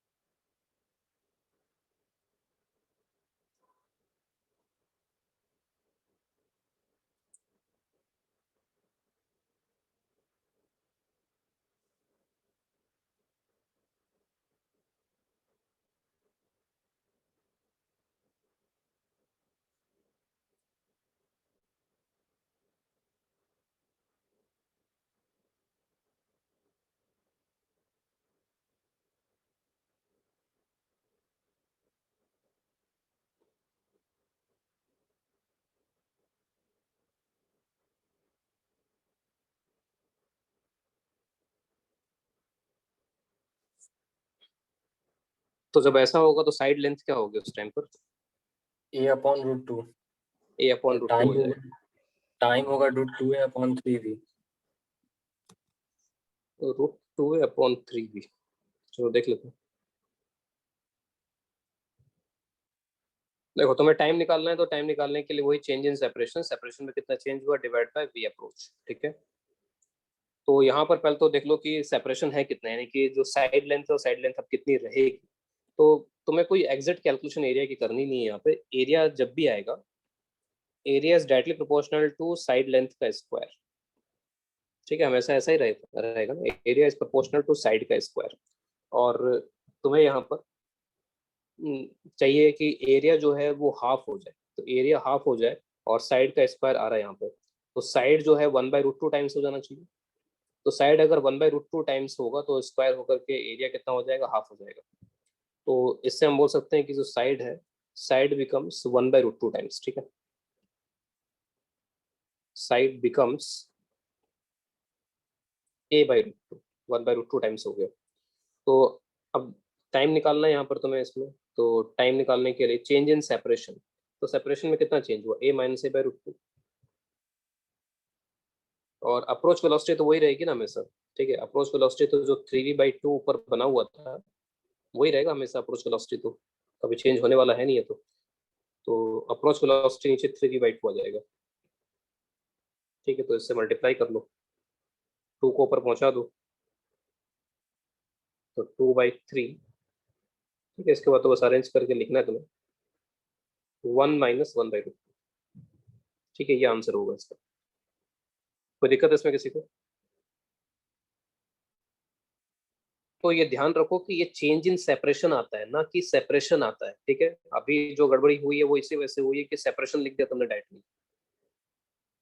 इसी चीज पे मैं बार बार मैं ध्यान दिला रहा हूँ, क्योंकि आसान सिचुएशन जब होती है ना तब तो हमें पता होता है कि हाँ, लेकिन जब थोड़ी सिचुएशन टफ होती है तब हम लोग गड़बड़ करते हैं इस तरीके की। तो यहाँ पर जब भी हम ये वेलोसिटी यूज कर रहे हैं, तो ये वेलोसिटी यूज कर रहे हैं, तो ऊपर यहाँ पर क्या आएगा, चेंज इन सेपरेशन आएगा, न कि सेपरेशन आएगा, ठीक है। क्लियर हो रही बात है? Yes sir. अब देखो इसी तरह की सिचुएशन जो है ना वो अब किसी भी रेगुलर पॉलीगन के लिए इस तरह की सिचुएशन बन सकती है, ठीक है। ये जैसे यहाँ पर ट्राइंगल के लिए बन गया, इक्विलैटरल ट्राइंगल के लिए बन गया, इसी तरह की सिचुएशन स्क्वायर के लिए, रेगुलर पेंटागन, रेगुलर हेक्सागन, ठीक है, सबके लिए बन जाएगी यहाँ पे। तो एज ए होमवर्क तुम यहाँ पे इसको एक रेगुलर एन साइडेड पॉलीगन के लिए कर लो, ठीक है। तो डायरेक्टली एन साइडेड पॉलीगन के लिए कर लो इसको। तो as a homework do above problem for a regular n-sided polygon, ठीक है। तो उसके लिए देख लो किस तरीके से करना होगा इसको। सब में स्पीड v मान लो और n पार्टिकल्स हो जाएंगे, सभी एक दूसरे को चेस कर रहे होंगे, ठीक है। तो एग्जैक्टली वही प्रॉब्लम है, लेकिन रेगुलर एन साइडेड पॉलीगन के लिए क्या आंसर आता है वो देख लो। इसके बाद मैं अब आगे बढ़ता हूँ और नेक्स्ट प्रॉब्लम लेता हूँ।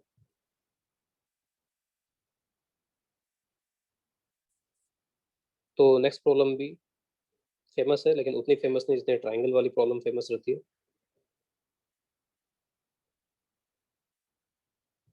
तो यहाँ पे क्या है कि ये दो पार्टिकल्स हैं, सपोज ये है ए और ये है बी, और दोनों इनिशियली कुछ इस तरीके के लोकेशन पर लोकेटेड हैं। दोनों के बीच में जो इनिशियल गैप है, सपोज वो गैप एल के इक्वल है, तो this is the initial gap between the two.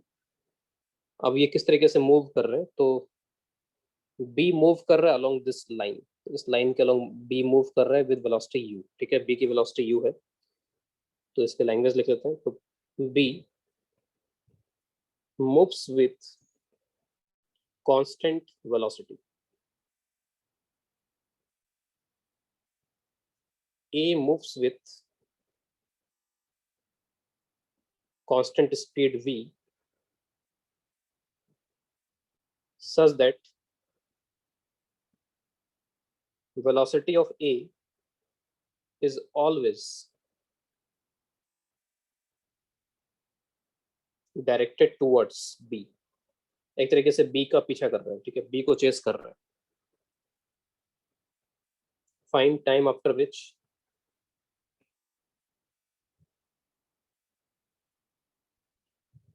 They meet, ठीक है, कितने समय के बाद ये मिल जाएंगे, ये निकालना है इसमें। तो एक बार इसको देख लोगे, समझ लो थोड़ा, इसको करते हैं फिर इसको। और इनिशियली जैसे ये एंगल जो है, ये एंगल 90 डिग्री है, ठीक है, दोनों जो लाइन है 90 डिग्री पर है।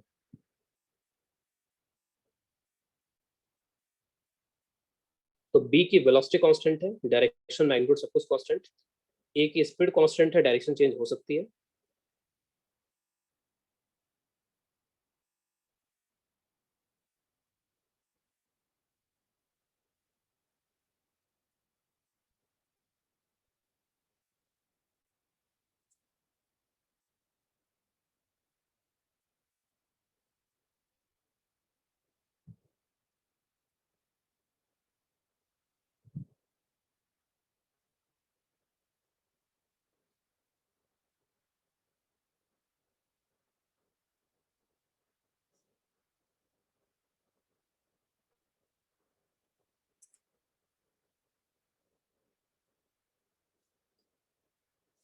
प्रॉब्लम में एक एडिशनल इंफॉर्मेशन भी गिवन है कि this v is greater then u, ठीक है, v जो है वो u से ज्यादा है।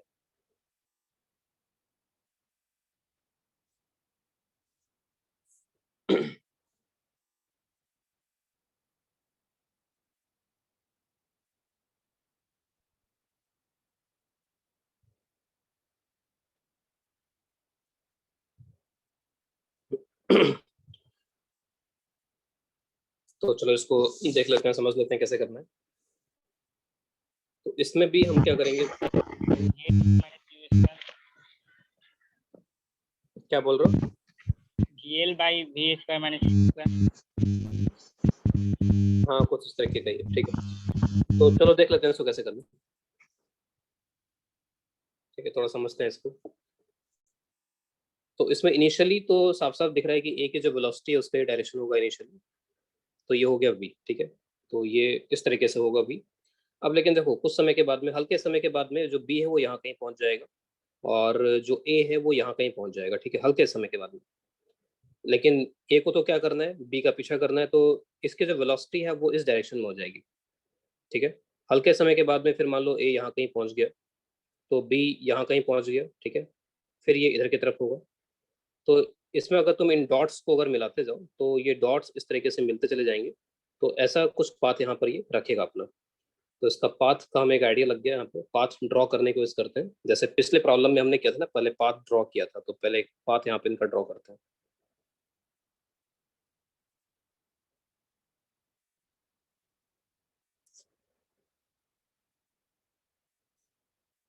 ठीक है, तो इनका पाथ ड्रॉ करने की कोशिश कर रहे हैं।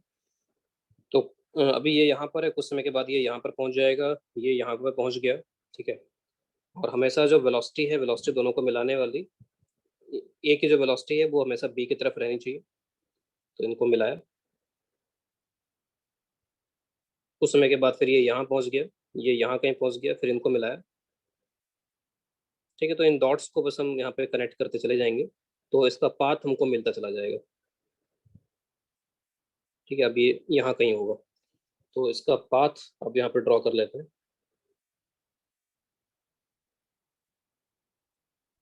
तो ए का जो पाथ है वो कुछ इस तरीके से है, और अल्टीमेटली यहाँ पर ये, क्योंकि जब भी मिलेंगे तो इसी लाइन पे मिलेंगे, क्योंकि बाकी जो बी है वो तो इसी लाइन पे चल रहा है हमेशा, तो जब भी मिलेंगे तो यहाँ कहीं इसी लाइन पे मिलेंगे।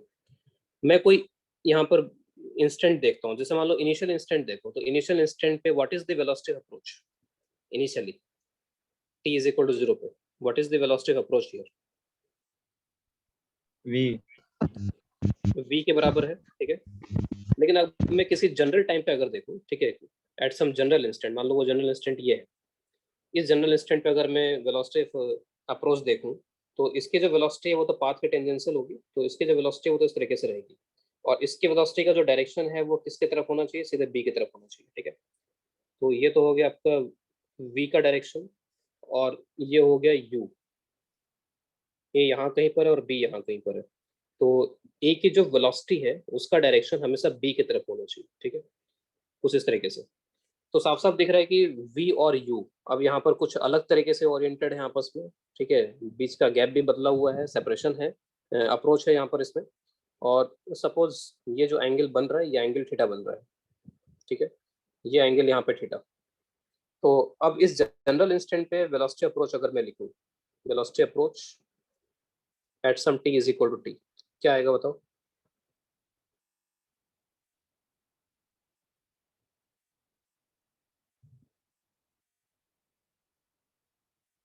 What is this velocity approach?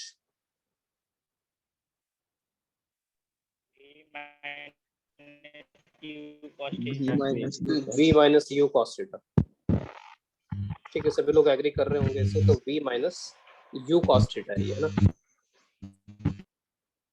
This is v minus u cos theta। अब साफ साफ दिख रहा है कि अप्रोच होगा यहाँ पर, क्योंकि v ज्यादा है और u का तो कंपोनेंट आ रहा है यहाँ पर, और अप्रोच वेलोसिटी कांस्टेंट भी नहीं है, थीटा आ रहा है, ये सब कुछ आ रहा है इसके अंदर। थीटा समय के साथ साथ बदल रहा होगा ना, जैसे जैसे चल रहा है वैसे वैसे इसका जो थीटा है, ये थीटा यहाँ पर चेंज हो रहा है ना इसके अंदर। तो this is not a constant. तो इसका मतलब है किसी बड़े टाइम से मल्टीप्लाई नहीं कर सकते इसको, तो इसको किसी dt टाइम से ही मल्टीप्लाई कर सकते हो। तो अब हम लोग यहाँ पर थोड़ा सा अब डिफरेंशिएशन इंटीग्रेशन की तरफ चले जाएंगे, ठीक है। तो डिफरेंशिएशन इंटीग्रेशन की तरफ जाते हैं इसमें, और इस टाइम पे जो गैप है उस गैप को मैं, जो इंस्टेंटेनियस गैप है उसको मैं s मान लेता हूँ। और अब जैसे मैंने बताया था ना कि इस तरह से इक्वेशन लिख सकते हैं ds अपॉन dt करके। तो ds अपॉन dt करते हैं, और जो वेलोसिटी यहाँ पर बढ़ा रही है सेपरेशन को, उसको हम प्लस कर देते हैं, और जो वेलोसिटी सेपरेशन को घटा रही है उसको माइनस कर देते हैं, ठीक है। तो सिंपली ds अपॉन dt लिखा हूँ मैं यहाँ पर, है ना। और ये जो वेलोसिटी है, ये वेलोसिटी सेपरेशन को कम करने का काम कर रही है, और ये जो u cos थीटा है, ये u cos थीटा सेपरेशन को बढ़ाने का काम कर रहा है, this is u cos theta here. तो u cos थीटा सेपरेशन को बढ़ा रहा है इसलिए पॉजिटिव, और v सेपरेशन को घटा रहा है इसलिए मैंने नेगेटिव का साइन यहाँ पे लगा दिया, ठीक है। अब यहाँ पर आगे बढ़ते हैं इसमें। अब देखो जो ये क्वांटिटी है, ये क्वांटिटी यहाँ पर इसमें साफ साफ दिख रहा है कि, मेरे को साफ साफ दिख रहा है कि नेगेटिव है, तो इसका मतलब ds अपॉन dt नेगेटिव होगा यहाँ पर, ऑटोमेटिकली सब कुछ आ जाएगा अगर तुम आगे इक्वेशन सही से लेके चलते हो। जैसे ds, इसको इंटीग्रेट कर लो, और u cos theta minus v इसको इंटीग्रेट कर लो dt लिख करके, यहाँ पे dt दोनों साइड चला गया, इसको 0 से t कर दिया कुछ। s की लिमिट कहाँ से कहाँ तक होगी? s यहाँ पर इंस्टेंट, s यहाँ पर सेपरेशन, हाँ बोलो। l से 0 l से 0, ठीक है।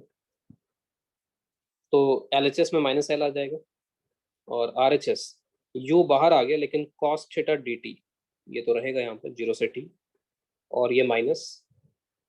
अब देखो v तो कांस्टेंट है, तो सिंपली vt हो जाएगा यहाँ पर, है ना, ठीक है। अब ये वाला जो यहाँ पर इंटीग्रेशन है, ये इंटीग्रेशन इसमें कैलकुलेट नहीं कर सकते, डायरेक्टली नहीं कर सकते, क्योंकि थीटा जो है वो खुद टाइम का फंक्शन है, तो ये डायरेक्टली इंटीग्रेट नहीं हो सकता। या तो तुम थीटा को टाइम के फंक्शन में निकाल लो, तब हो पाएगा, जो कि इतना आसान नहीं है यहाँ पर थीटा को टाइम के फंक्शन में निकालना। तो इसके लिए समटाइम्स एक दूसरी ट्रिक काम में आ जाती है, जो और भी प्रॉब्लम्स में आगे चलते काम आ सकती है, ठीक है। यहाँ पर अगर मैं इसको एक्स एक्सिस ले लूँ, सपोज ये एक्स एक्सिस का डायरेक्शन है, और सिर्फ मैं एक्स में डिस्प्लेसमेंट्स देखूँ यहाँ पर, ठीक है, ओनली एक्स के डिस्प्लेसमेंट्स देखूँ। अब देखो यहाँ पर डिस्प्लेसमेंट की बात आ रही है यहाँ पर, इसमें ना ध्यान रखना। तो ये एक्स में मैं डिस्प्लेसमेंट देख रहा हूँ, तो जैसे अगर मान लो मैं ए का देखूँ, तो ए की एक्स में वेलोसिटी किसी भी टाइम पे क्या है, v cos थीटा है, ठीक है। और अगर मैं बी का देखूँ, तो बी की वेलोसिटी तो हमेशा एक्स के अलोंग ही है, तो ये टी टाइम में एक्स के अलोंग कितना चल लेगा, ut, ठीक है। तो और जब तक ये मिल रहे हैं तब तक के लिए देखो दोनों का एक्स में डिस्प्लेसमेंट बराबर आ रहा है। ए का डिस्प्लेसमेंट अलोंग एक्स एक्सिस उतना ही है जितना बी का डिस्प्लेसमेंट है, तो मैं दोनों के एक्स में डिस्प्लेसमेंट को बराबर कर रहा हूँ, ठीक है। तो डिस्प्लेसमेंट अलोंग एक्स, तो X A is equal to X P. A का जब लिखोगे तो ये v cos theta dt integrate करना पड़ेगा इसको 0 से t, और b का लिखोगे सिंपली ut आ जाएगा। मैंने x को ही क्यों यहाँ पर सोचा, y वगैरह क्यों नहीं सोचा यहाँ पर?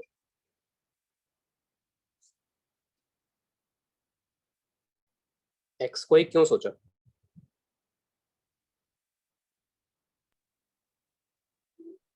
वाई में वो नहीं हाँ, मेरे को चाहिए यहाँ पे cos थीटा लेकर के आना है, ठीक है। तो मेरे को यहाँ पे cos थीटा dt लेकर के आना है, और cos थीटा dt तभी आ सकता था जब मैं x में डिस्प्लेसमेंट के बारे में सोचता यहाँ पर इस डायग्राम को देख करके, ठीक है। तो इसीलिए यहाँ पर ये x में डिस्प्लेसमेंट की इक्वेशन लिख के बराबर किया गया इनको। यहाँ से v बाहर आ जाएगा और cos थीटा dt 0 से t ये ut बाई v हो जाता है। तो बिना इंटीग्रेशन कैलकुलेट किए हमने इंटीग्रेशन कैलकुलेट कर लिया है, ठीक है, विदाउट कैलकुलेटिंग द इंटीग्रेशन। तो अब इसमें तुम यहाँ से ऊपर वाली इक्वेशन में रख सकते हो, ठीक है। तो इसके बाद रखने के बाद का आगे मैं यहाँ पे कर रहा हूँ इसको।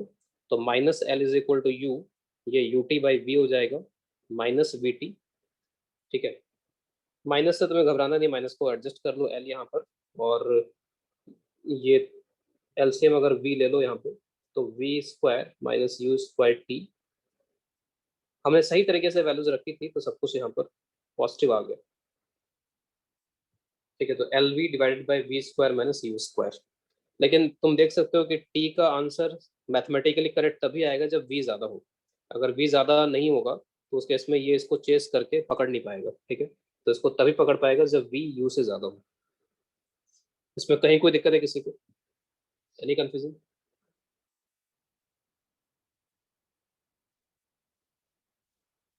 तो इसमें अप्रोच वेलोसिटी कांस्टेंट नहीं थी तो हमको इंटीग्रेशन जाना पड़ा। मैं एक होमवर्क भी इसमें ऐड कर रहा हूँ, ठीक है, इसको नेक्स्ट क्लास में डिस्कस करेंगे। If v is equal to u, suppose सब कुछ वैसा का वैसा ही लेकिन v और u बराबर है, ठीक है, v और u में अंतर नहीं है, केवल डिफरेंस नहीं है, तो v और u मैग्नीट्यूड वाइज बराबर है, then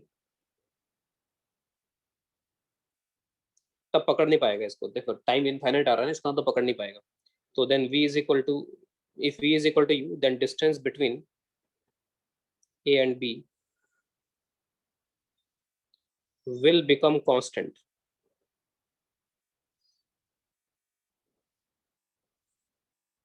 will become constant eventually, यानी कि जब भी होगा, जितना भी टाइम लगे, इनके बीच में डिस्टेंस कभी ना कभी कांस्टेंट हो जाएगा। फाइंड दिस डिस्टेंस, ठीक है। तो इसको एज ए होमवर्क करके आना, ठीक है। समझ में आ गया ये क्या क्या है इसमें? कोई दिक्कत कहीं पे किसी को इसमें? Any confusion? No sir. ठीक है, तो आज के लिए इतना ही रखते हैं, नेक्स्ट क्लास में कंटिन्यू करते हैं। तो नेक्स्ट क्लास में ये खत्म हो जाना चाहिए रिलेटिव मोशन, और तुम लोग बुकलेट भी खत्म कर लो, ठीक है। बुकलेट में करीब करीब सारे सवाल कर सकते हो। एक आध स्पेसिफिक सवाल जैसे दो पार्टिकल्स के बीच में मिनिमम गैप निकालना, ये सब करना, बस वो हमने नहीं किया, बाकी सब कुछ कर लिया, ठीक है।